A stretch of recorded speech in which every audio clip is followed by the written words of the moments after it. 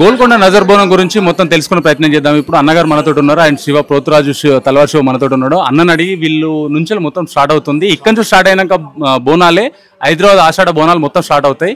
ఇక్కడ ప్రత్యేకత ఏంటి, గోల్కొండ నజర్ బోనం తొలి నజర్ బోనం ప్రత్యేకత ఏంటి, వీటన్ని గురించి తెలుసుకుందాం. అన్న నమస్తే. నమస్కారం. బోనం గురించి మీరు తొలి నజర్ బోనం గురించి ప్రత్యేకత ఏంటి?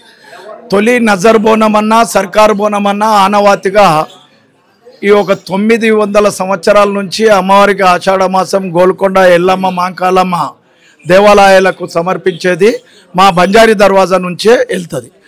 ఈ తొలి బోనము అంటే పటేలమ్మ ఆధ్వర్యంలో 16 మంది వృత్తి పనుల వారు ఆ రోజు నుంచి కాకతీయులు కానీ కుతుబ్షాయిలు కానీ నిజాం సర్కార్లు కానీ అమ్మవారికి మీద గత్తెరలేసినప్పుడు వాళ్ళ కళలు వచ్చేసి ఏం చేస్తే బాగుంటుందంటే బోనం పెట్టి సమర్పించాలంటే ఆ మమదీలు అయినా కానీ వాళ్ళు పెట్టేసి ఇక్కడ ఉన్న పటేల్ పట్వారీలు పనివార్లు అంటే కూడా 16 వృత్తి పనిలో వాళ్ళు పనివాళ్ళు అంటే జీతగాళ్ళు కాదు, అమ్మవారి సేవకులు. వాళ్ళు తరతరాలుగా వాళ్ళ వంశపరంపరంగా వాళ్ళకు అమ్మవారి సేవ చేసుకోవడము. అలాగనే పోతలింగడు అమ్మవారికి తమ్ముడుగా భావిస్తారు. ఏదన్నా అండదండగా ఉండి ఆ రోజు సంది ఇక్కడి నుంచి బోనము మా బంజారీ దర్వాజా తూర్పు ద్వారం నుంచి బయలుదేరుతుంది. అలాగనే ప్రభుత్వం తరపు నుంచి పట్టు వస్త్రాలు కూడా అమ్మవారికి సమర్పిస్తారు. లంగరోజ్ చౌరస్తలో అక్కడి నుంచి తొట్టెల ఊరేగింపు భారీ పెద్దగా ఉంటుంది. మళ్ళా మధ్యలో వచ్చిన తర్వాత చోటా బజార్ బడా బజార్ అని 2 ప్లేసెస్ ఉన్నాయి.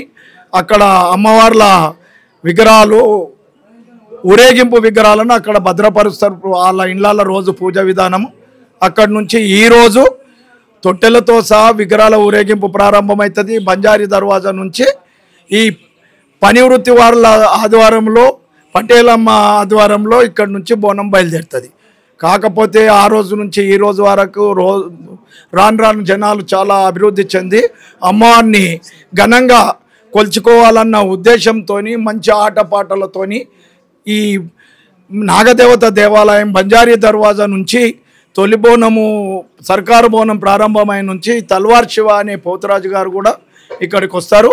అలాగే ఈ పనివార్ సంఘంలో కూడా వతందారు పోతురాజు కూడా ఉంటారు. అమ్మవారి సేవకుల అశోక్ అని అతను కూడా అమ్మవారి బోనంతో వస్తారు.